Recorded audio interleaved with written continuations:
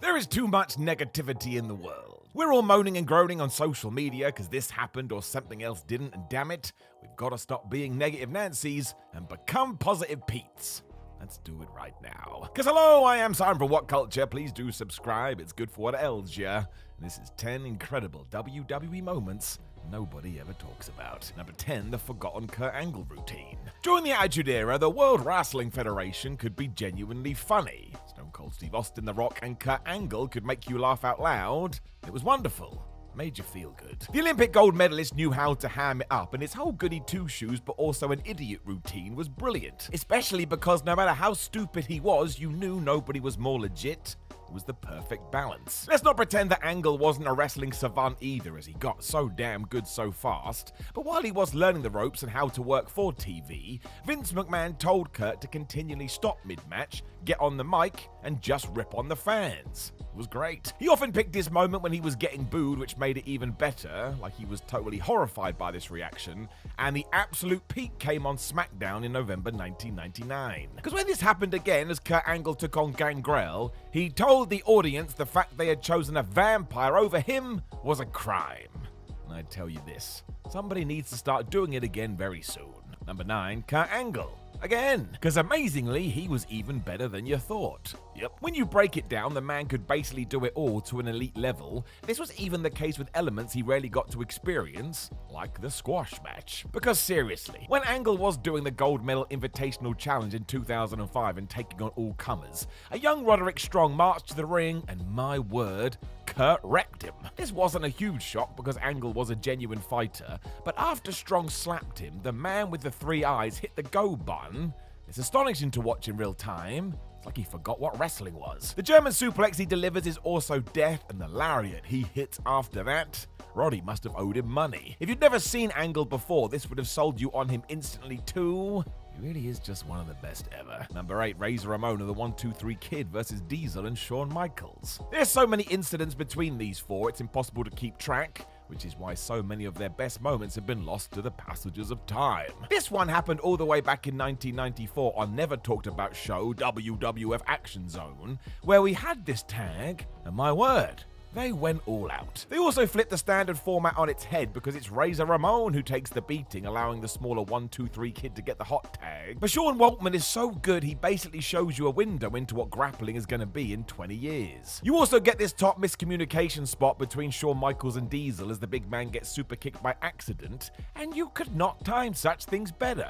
I do believe it's perfect. You can almost hear them saying follow that as they walk through the curtain, and yeah, I get it. Whatever motivated them on this night, they went out there and they totally smashed it. Number 7, the last hour of Survivor Series 2018. So that sounds weird, right? Why are we talking about 60 minutes from a random WWE pay-per-view? Well, I'm gonna tell you. It starts with Ronda Rousey versus Charlotte Flair, who must have had a bee in their bonnet about something, because they walked to the ring before having a super violent match, and it is mesmerizing. The sheer intent behind every strike is phenomenal, and the idea that either could win is there constantly. We don't highlight this enough. And right after that too, you go into Brock Lesnar versus Daniel Bryan. Yep, one of the very best big man little man contests you're likely to see. This is a masterpiece. Bryan had wanted this for ages, so just threw himself into it, and some of the shots Brock takes, my word. If he likes you, you can just do whatever the hell you want. Daniel's comeback should also be taught in every wrestling school across the world. Despite the fact it was never going to happen, you actually start to think the yes man can do it. Work of art. The fact it was the main event made it even better because when the referee counts the 3 to announce the Brock win, the Beast doesn't look pleased at all.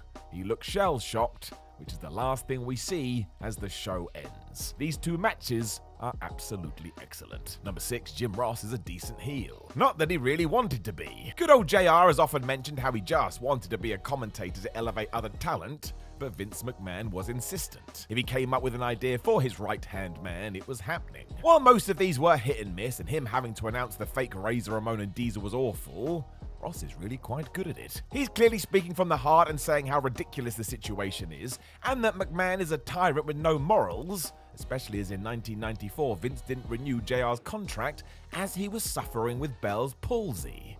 I mean, that is just horrible. If you want to call this his hard times promo, I get it, but it's something totally looked past these days, because yeah, minutes later we got made-up wrestlers, which pissed off the entire audience because they've been duped. That is the #1 rule. Never make your crowd the butt of the joke. Number 5, Mantar. That's right, I said it. It had to be said. Now, this isn't a huge surprise coming from me because I love goofy wrestling. It's for life. I'm going to be dead one day, so I'd like to enjoy the silly stuff, and sports entertainment is often great at that.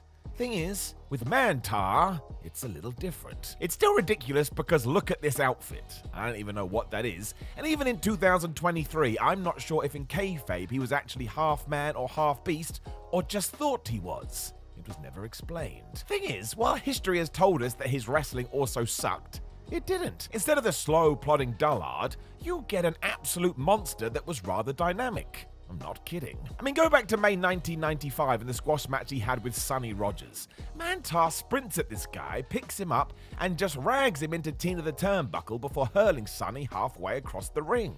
Dare I say it, it rocks. Tor also had a mean suplex game, and his press slam into falling slam finish was awesome. If you did that today, you would definitely get a reaction. So, there you go. Mantar is better than you remember. We've put it to bed. Number 4, Steve Austin and Terry Funk tease a dream brawl. Shotgun Saturday Night was another WWF show we don't talk about, mostly because it kind of failed. It was meant to be a more adult program for the promotion, and while this helped when the Attitude Era was good to go, in 1997 it was mostly just Denise that had some really good moments. This was one of those. Steve Austin had joined the commentary team for one night as Terry Funk cut a promo, mostly because we were in Texas. As Stone Cold was still very much in that I wanna be a heel mode, he was raging when the Funker was done. Who the hell was this guy? It was mostly because Terry had promised to win the Royal Rumble, which was an insult to the Rattlesnake, as he intended to compete in that too. This is just how he was in the late 90s. All he really said as well was, he'll be over the top rope if I'm in there, but the delivery was so aggressive, instantly idiots like me got pumped. I mean, who didn't want to see these two go at it? Steve agreed and stormed to the ring where Funk slapped him, and when the strikes flew, man, it rocked. Funk has ever sold these like gunshots, and I tell ya, if you like some realism in your wrestling, it's right here. It's a shame this didn't go anywhere, but still, it was just so awesome to watch. Number 3, the Capital Punishment pay-per-view. Yep, I know. What the flub are we talking about? Because when this is brought up, most people want to talk about the fact that R-Truth was in the main event, which was great, by the way, because R-Truth is the man. But moving away from that, this card was stacked. CM Punk and Rey Mysterio carried on their long rivalry, and like ever, it was just top stuff. Punk would hurl Rey around like a child before Mysterio would explode back like a wrestler possessed. And because the mutual respect is clearly high, they go out of their way to make the other one look good. Randy Orton versus Christian is similar because they had the same sort of chemistry, and just kept coming up with ways to make their program more interesting. Even Kofi Kingston and Dolph Ziggler in the opener decide they're going to go full speed. How anybody watched this and didn't see future stars, I don't know. And sure, yeah, the rest of Capital Punishment is kind of just there, but still. 3 matches of this caliber? Ain't nothing wrong with that. Number 2, the original Doink the Clown. So I am to blame as much as anyone for this, because I make a lot of jokes about Doink. It's only because by the end it had become ridiculous. Everybody and their mother had taken a turn as Doink. When you go back to round 1 though, my word. Played by Matt Bourne, he decided clowns are kinda terrifying all things considered, so channeled Stephen King's It and made his version totally uncomfortable to watch. His facial and body language was just so off-putting. Something was not right with this guy. This translated to the ring too, which you can see when he took on Marty Jannetty in a 2 out of 3 Falls match on Raw in 1993. It was just the psychological aspect of the whole thing. Who was this dude? Why did he dress this way? And why aren't we getting any answers? Made it better. Sadly, Bourne was riddled with personal issues and was eventually let go, but if that hadn't have happened, I tell ya, today we would be talking about Doink very differently. Number 1, Daniel Bryan versus AJ Styles from TLC 2018. So, who wants some hyperbole? Me too. Sometimes I do think to myself that when Styles and Bryan clashed at this pay-per-view, they were able to produce one of the best work matches in WWE history.